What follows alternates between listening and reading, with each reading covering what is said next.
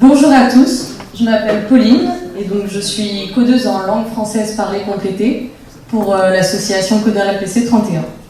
Et donc je vais vous présenter notre métier de codeuse LPC.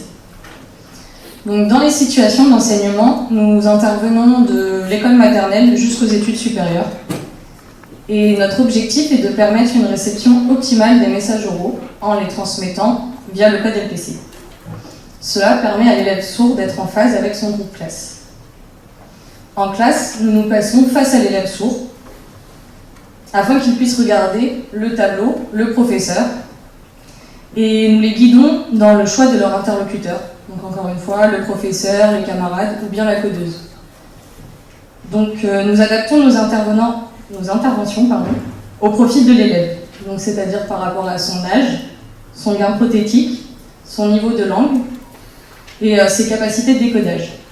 Et nous nous adaptons aussi à la classe, donc là en fonction du niveau sonore, de la place et de l'élocution du locuteur. De plus, nous vérifions la compréhension du discours oral et complétons les informations avec le code LPC si nécessaire. Nous accompagnons les élèves dans les apprentissages scolaires et linguistiques. Donc nous veillons à la compréhension de la langue orale et écrite. Nous expliquons le vocabulaire, donc ça peut être du vocabulaire courant, spécifique, et nous expliquons aussi les consignes, qui peuvent ne pas être comprises en raison de double consigne, ou parce que cette consigne n'est pas habituelle pour l'élève. Et dans l'objectif de permettre à l'élève de suivre la dynamique de la classe. Nous pouvons être amenés à expliquer ponctuellement, à donner ponctuellement une aide d'ordre pédagogique. Et pour les plus jeunes, nous utilisons des dessins, des images, des désignations, de la mimogestualité, tout ce qui va permettre de favoriser la compréhension pour l'élève sourd. Et nous accompagnons nos élèves lors des examens, et donc à ce moment-là, nous expliquons le vocabulaire non spécifique, et nous pouvons expliquer les consignes. Donc l'utilisation du code LPC par les parents et par les codeuses permet à l'enfant sourd d'avoir accès à un bain de langue codé. Si besoin, nous faisons des ateliers de décodage. Donc là, ce sont des ateliers qu'on fait en dehors du temps scolaire, dans une salle au calme. Et donc ces séances de décodage peuvent être analytiques ou globales. Le décodage analytique, c'est travailler les sons de la langue française, auxquels on associe soit une position, soit une clé du code LPC. Et le décodage global, ça permet d'habituer l'enfant au regard, donc à nous regarder, et ça l'entraîne à saisir des informations dans un discours entièrement codé. Ces ateliers sont réalisés sous forme ludique et permettent, si possible, de reprendre des notions faites en classe, ce qui permet à l'élève de faire le lien. Et nous, les codeuses aussi, assurons le lien entre les différents partenaires du projet de l'élève, donc les parents, les enseignants, l'orthophoniste, et le reste de l'équipe pluridisciplinaire, qui sont le médecin ORL, le psychomotricien, l'audioprothésiste, et nous leur envoyons régulièrement nos bilans. Nous participons aux équipes de suivi et de scolarisation. Donc en fait, c'est une réunion qui réunit ces différents partenaires. Et donc à ce moment-là, nous nous demandons si les adaptations que nous avons mises en place sont suffisantes, si on veut les mêmes pour l'année prochaine ou s'il y a des choses à modifier. Et en conclusion, en classe, nous sommes présents pour favoriser l'inclusion et la sociabilisation de nos élèves sourds, tout en respectant et en s'adaptant au rythme de chacun. Et en dehors de l'école, les codeuses interviennent dans le milieu professionnel et culturel. Donc nous intervenons pour des adultes sourds lorsqu'ils en font la demande. Pour les étudiants, en fait, on retransmet vraiment le discours sans aucune adaptation. Et dans le milieu professionnel, on peut être appelé à coder pour des réunions, des entretiens d'embauche, enfin, vraiment quand ils en ont besoin. Et nous pouvons aussi accompagner pour rendre accessibles des conférences et des événements culturels. Et donc maintenant, je vais laisser la place à mes collègues qui vont vous présenter l'association et vous détailler les événements culturels que l'association a déjà organisés. Alors je remercie Pauline d'avoir exposé les différentes missions que les codeuses en langue française parlée complétée sont amenées à effectuer auprès d'un large public atteint de déficience auditive. Moi je suis Cathy Cathy Gontard, je suis codeuse au sein de l'association Codeurs LPC 31 depuis sa création, c'est-à-dire depuis début 2008, voire automne 2007. Et je vais vous faire un rapide historique. À Toulouse, les codeuses en LPC ont commencé à accompagner de jeunes sourds sur la région Midi-Pyrénées au sein d'une association qui s'appelait l'URAPEDA. C'était une association régionale qui employait divers personnels, divers professionnels comme des interfaces de communication, des interprètes en langue des signes, des éducateurs, des psychologues, médecins, etc. Et bien sûr des codeuses. Cette association intervenait sur toute la région Midi-Pyrénées auprès de personnes sourdes. C'était en juin 2007, cette association a disparu. Et puis des parents de sourds, des proches d'enfants sourds, des professionnels et des codeuses ont alors décidé d'unir leurs forces et leur détermination. À l'époque, il en fallait pour créer une unité qui puisse continuer à accompagner ce public sourd sur toute la région. Cette entité, ça a été Codeurs LPC 31. Cette association, elle accompagne depuis plusieurs années une trentaine de personnes sourdes, alors essentiellement des enfants, de manière régulière, en milieu scolaire, universitaire, professionnel ou autre. Il faut savoir qu'au début, quand on a créé l'association, on devait être autour de entre 12 et 15 projets à peu près. Donc elle a bien évolué. Cette association, enfin en tous les cas les codeuses de cette association, a un mode de fonctionnement qui est unique en France. Et ceci a bien des égards. Alors je vais laisser la parole à ma collègue Cécile qui va vous expliquer quelles sont nos particularités au niveau de notre travail de codeuse. Il y a effectivement le travail que doit faire une codeuse, que vous a exposé Pauline, et chez nous, on est amené à remplir d'autres missions. Voilà, donc je laisse la parole à Cécile. Bonjour, donc je m'appelle Cécile, je suis codeuse aussi au sein de l'association Codeurs LPC 31 depuis la rentrée de septembre 2015. Donc voilà, comme vous a expliqué Pauline, donc nous sommes codeuses auprès d'enfants et il faut savoir qu'on a un fonctionnement particulier parce que nous, ce n'est pas l'association qui nous emploie ni des établissements médico-sociaux comme c'est le cas ailleurs en France, mais on est employé directement par les familles, les parents, qui nous emploient un chèque emploi-service universel.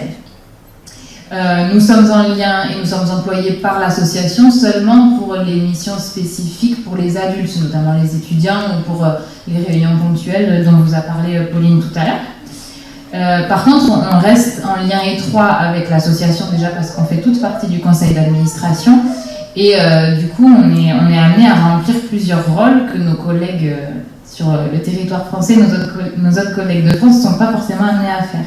Déjà, un des rôles les plus importants qu'on a, nous, sur la région toulousaine, c'est l'accompagnement des familles.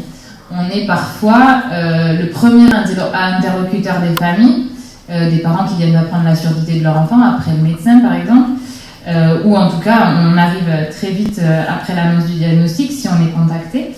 Et du coup, on va avoir, ça a été expliqué par les intervenants précédents, un rôle important de lien qu'on fait entre les familles et les différents professionnels, les établissements médico-sociaux, les orthophonistes et tous les autres professionnels qui vont entourer l'enfant. On va accompagner les familles dans leur choix linguistique, on va leur expliquer quel choix s'offre à eux et on va les orienter vers différents établissements, vers les professionnels qu'on commence à connaître plutôt pas mal. Voilà, et on les met en lien avec tous ces gens-là et on les aide dans la mise en route du projet, tout ce qu'il y a à faire administrativement, etc. Et on répond à toutes leurs questions et on les accompagne vraiment dans le projet familial, linguistique de leur enfant. De plus, nous participons activement avec d'autres membres du conseil d'administration aux initiations LPC. On organise 2 fois par an des initiations à la LPC où on apprend aux parents, aux professionnels qui s'y inscrivent, à coder. Donc ça dure un week-end en général et ensuite nous proposons des entraînements assez réguliers pour que nos apprentis parviennent à coder clairement de manière fluide, on corrige, on accompagne, et on leur permet aussi de ne pas lâcher et de s'y remettre, parce que parfois on peut avoir des moments de creux, et voilà, on est là activement pour les remettre en route. On participe également à l'organisation d'événements de l'association. Alors ça peut être des événements culturels, des événements sportifs, des visites accessibles en LPC pour les enfants et les adultes de l'association. Donc voilà, on organise tous les ans un week-end dans la région, on peut faire des sorties escalades, du théâtre. Prochainement, là, il va y avoir la Cité de l'Espace où il y aura des codeuses qui seront là pour coder la visite bénévolement, etc. On participe également à l'organisation d'événements pour récolter des fonds pour l'association, pour organiser ces sorties justement, ou pour aider les familles quand on aurait besoin dans le financement du code ou des trucs comme ça. Et on profite de tous ces événements pour promouvoir la LPC, en parler. On peut faire des concerts caritatifs, des courses solidaires dans les écoles, etc. pour lever des fonds. Et du coup, on en profite pour expliquer ce qu'on fait, quelle est la surdité, qu'est-ce que c'est que la LPC, parce que voilà, vous savez bien que c'est pas très connu. Donc voilà, on profite de tous ces moments-là pour en parler. On peut également faire et proposer des informations sur la surdité dans tout type de lieu, alors notamment au sein de l'éducation nationale, on fait très régulièrement des informations surdité dans les établissements scolaires, pour les écoles, les collèges, lycées qui accueillent pour la première fois un élève sourd. Mais aussi on peut faire des infos surdité dans des entreprises privées. Dernièrement, là en février, on a fait une info pour la MDPH des Hautes-Pyrénées pour expliquer voilà, notre association, le code, le financement du code, comment ça fonctionne, à quoi ça sert. Et enfin, nous nous assurons des parties devis, facturation, des prestations pour lesquelles nous sommes missionnés par l'association Codeur LPC 31, donc voilà, notamment pour les adultes. Donc nous avons aussi une mission administrative. Voilà pour nos missions spécifiques. J'en profite pour quand même présenter mes collègues qui se sont un peu échappés sur la présentation orale. Donc vous avez Marie-Léa qui est ici, Aurélie, on a deux Aurélie, et Cyrielle qui est en retard du Quai des Savoirs. Voilà, donc typiquement Cyrielle, là, elle a illustré mon propos parce qu'elle a codé la visite au Quai des Savoirs pour les jeunes sourds qui voulaient y participer. Donc merci à elle, même si elle n'est pas là. Voilà, j'espère que vous avez plein de questions. Et voilà. Et voilà pour notre asso et pour nos missions. On est 7 codeuses en tout dans l'association. Voilà, s'il y en a encore des questions, Monsieur le Président. Oui. Dans vos interventions aux écoles, vous y êtes au quotidien avec l'élève ou c'est ponctuel suivant le rythme de l'élève ou le lien avec le professeur, enfin, comment ça se passe? Alors, tout dépend, j'ai envie de dire, il n'y a pas de réponse globale à cette question. Ça dépend énormément de l'enfant. Si on a un enfant qu'on a suivi depuis le début, on va savoir exactement, depuis la maternelle, on va savoir s'il arrive au collège à peu près de combien d'heures de code il a besoin. On fait aussi en fonction de la famille, on fait en fonction de son niveau de langue, de ses besoins, est-ce qu'il a des troubles associés, est-ce qu'il n'en a pas. Après, non, on n'est pas sur la totalité des cours, la totalité du temps, c'est pas possible, sinon il faudrait qu'on soit du coup 30, pour 30 enfants, voilà. Donc on n'est pas 30, ça dépend, tu veux rajouter quelque chose? Moi, c'est vrai qu'au fil du temps, on a fini le projet, mais on privilégie bien évidemment nos interventions sur des matières où l'oral est privilégié, même si on les accompagne sur de l'écrit, mais on va privilégier des matières, alors en primaire, peut-être ça sera un peu plus divers, mais la découverte du monde, du français, et puis des sciences, effectivement, parfois un petit peu moins les maths, mais au fil du temps, on se rend compte que finalement, il y en a besoin, donc on réajuste. Quand va arriver l'anglais, on va essayer de... Oui, parce que tout à l'heure, on a dit que la LPC, que ce code avait été adapté à 56 langues. Alors en fait, on a regardé, c'est même 65 maintenant. Mais à la base, c'est un outil américain. Ça s'appelle le Cute Speech. Et quand arrive l'anglais en primaire, si c'est un enfant qui décode déjà bien le français, on va introduire le Cute Speech aussi. Donc on va peut-être privilégier aussi les séquences d'anglais pour le préparer au collège. Quand on va arriver au collège, pareil, on va faire notre choix selon les besoins de l'enfant. Donc effectivement, on ne sera jamais à temps plein. L'objectif, de toutes les manières, c'est de rendre l'enfant autonome. Donc plus on lui donnera du vocabulaire, du lexique, plus on l'accompagnera dans les premières années de sa vie, plus il sera autonome et peut-être que moins on interviendra. Ça va dépendre. Mais l'objectif, c'est vraiment l'autonomie de l'enfant à terme. Qu'on ait affaire à un adulte sourd qui puisse avoir le choix, un jeune sourd qui puisse avoir le choix de ses études et de sa vie, de sa vie professionnelle en particulier. Donc il faut vraiment avoir toujours ça en tête, qu'on soit parent ou professionnel. L'objectif, c'est l'autonomie de l'enfant. Donc vous le verrez tout à l'heure, on a des jeunes sourds qui vont venir témoigner. Vous verrez, ils sont parfaitement autonomes. Je les vois au fond, là. Ils n'ont pas l'air d'avoir besoin de trop venir. Voilà. Donc, je sais pas, est-ce qu'il y a une autre question ? Moi, j'ai une question très pratico-pratique. Quand le professeur fait son cours, vous, en tant que codeuse, vous ne savez pas ce que le professeur va dire. Vous répétez, c'est ça ? Comment ça se passe ? Alors, ça va dépendre des niveaux. C'est vrai que ça demande beaucoup de collaboration avec l'enseignant. Donc, sur des petites classes, en maternelle, en général, les premières années, alors, si c'est un enfant qui a baigné dans un bain de français codé et qui déjà décode à l'entrée de la maternelle, on va avoir un travail d'apport vraiment lexical, de structure de la langue, des choses comme ça. Et peut-être aussi, on va être en interface entre l'enfant et les autres enfants, par exemple. Voilà, ça va être ce type de travail-là. Si c'est un enfant qui n'a pas bénéficié de bain de code à la maison et qui ne décode pas très bien, on va avoir une mission qui va être différente.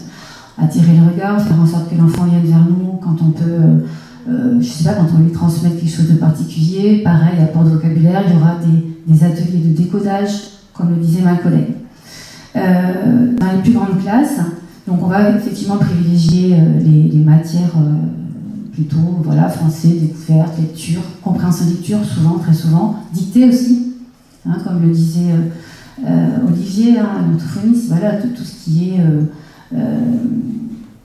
les conjugaisons, les petits mots, les prépositions, c'est des enfants qui les perçoivent peu, donc on va être là en dictée pour leur montrer le mot qu'ils doivent écrire.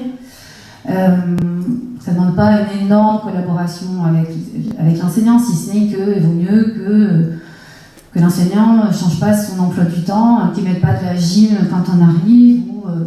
C'est à ce niveau-là qu'on va avoir besoin de sa collaboration, qu'on n'arrive pas en se retrouvant à faire de la course, ça n'a aucun intérêt. Donc là, on a vraiment besoin de travailler avec lui. Au collège, alors là, on va pouvoir commencer à demander en amont, notamment en langues étrangères, des textes. Si on peut les avoir avant et s'entraîner à les coder, on peut coder en anglais, on peut coder en espagnol. Je crois qu'il y a quelqu'un qui code en allemand aussi avec nous. Mais on n'est pas non plus ni prof d'anglais, ni prof d'allemand, ni prof d'espagnol. Donc si on peut avoir les textes en amont et pouvoir les coder de manière fluide, et ça peut être vraiment très très intéressant. Dans les autres matières, normalement, on n'a pas trop besoin d'avoir les exercices en amont.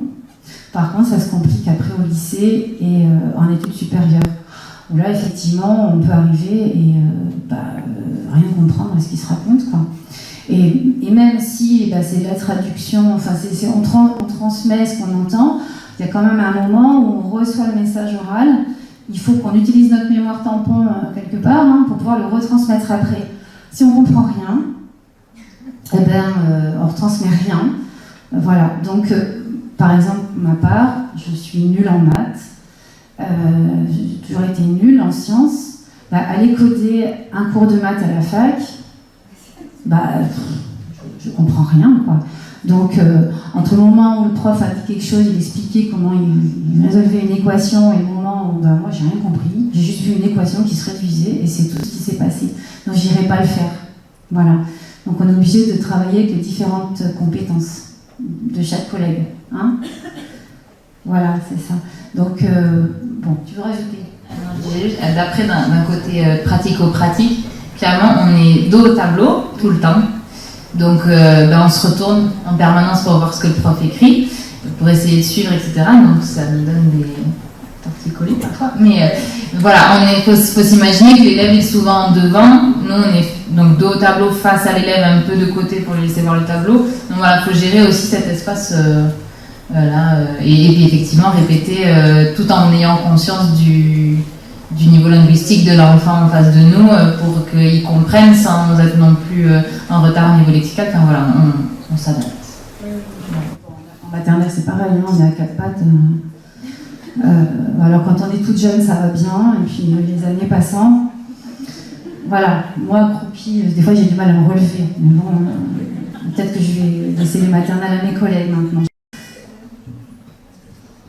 Est-ce qu'il y a des enseignants qui se disent, sur une année, il faut peut-être le coup que je m'y mette, et puis quand la codeuse n'est pas là, que je puisse apporter les 2-3 précisions quand je vois que l'enfant il perd pied. Est-ce que vous avez des expériences comme ça? Alors, si les enseignants veulent être formés à la LPC, on le fait, hein, enfin, ça nous arrive, on n'a pas beaucoup de demandes. Après, pour eux, c'est très compliqué, enfin, c'est pas des codeurs. S'ils savent à peu près coder, ils peuvent coder un mot quand, voilà, un nouveau mot, par exemple, que l'enfant perçoit mal, lors d'une dictée. Ça va être un mot en général. J'ai jamais vu, moi, d'enseignant qui codait une phrase, quoi. Par contre, ce qui est intéressant quand on les forme, même si on sait que derrière ils ne coderont pas beaucoup, voire pas du tout, c'est que ça leur permet de mieux comprendre les difficultés de l'enfant sourd et de mieux l'inclure et de mieux répondre à ses besoins.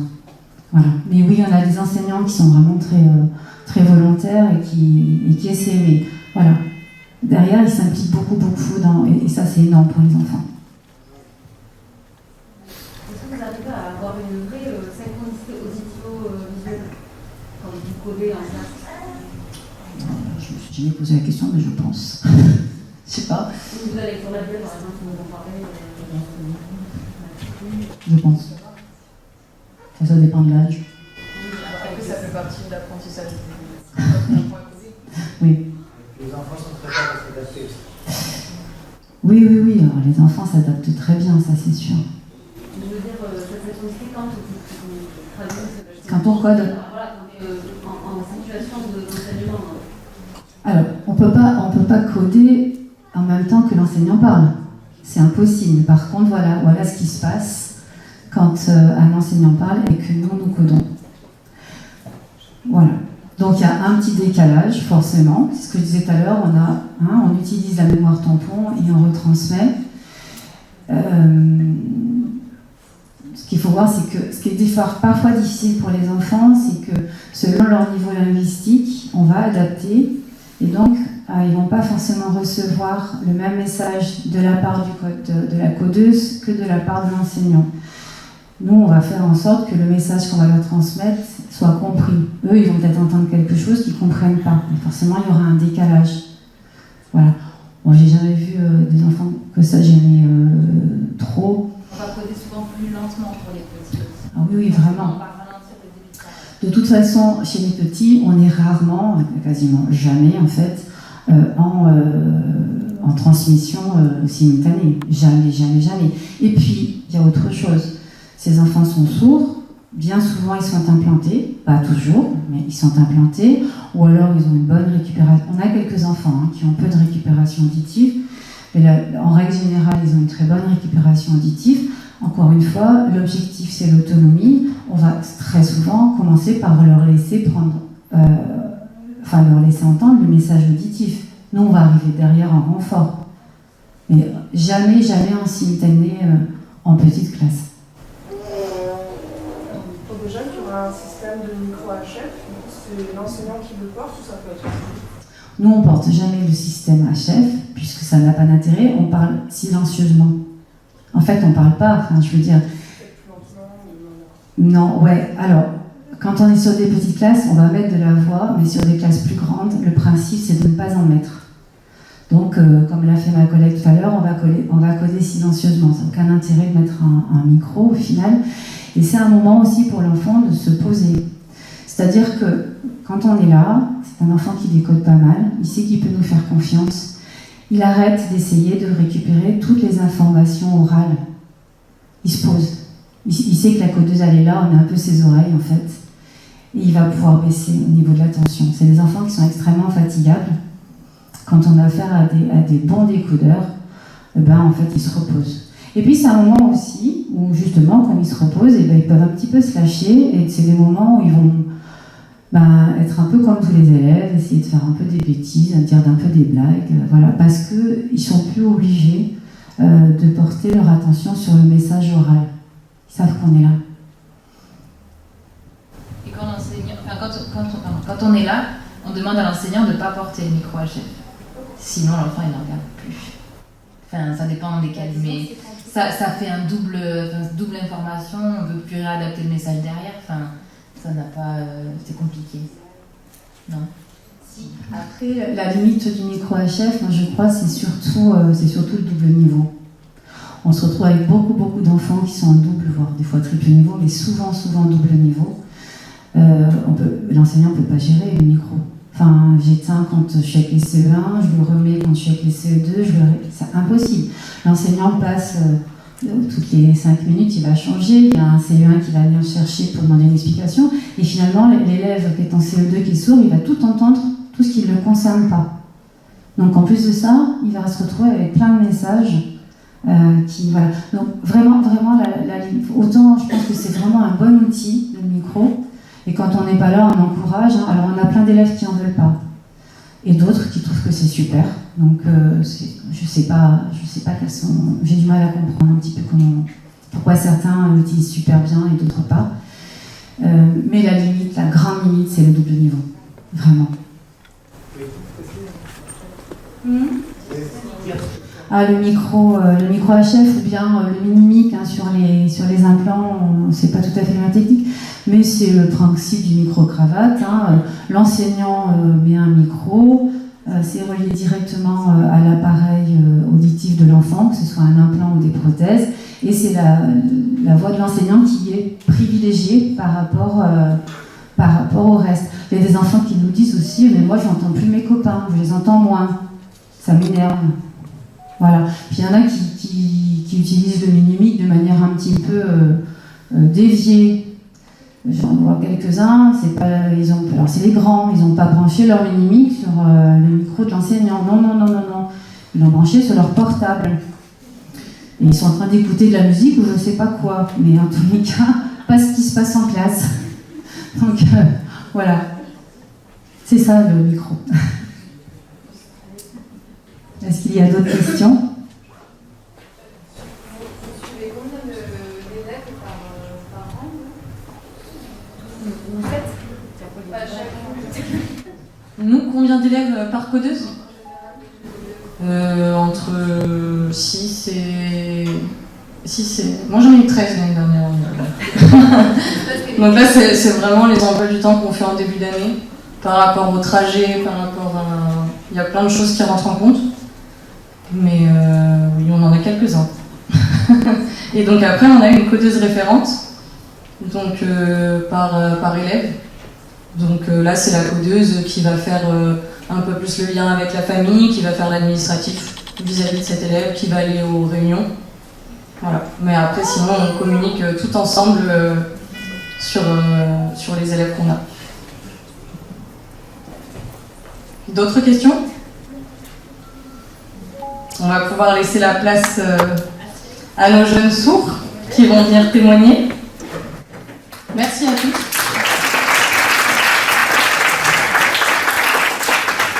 Et du coup, vous allez voir les codeuses coder, puisqu'on va coder pour les jeunes sourds.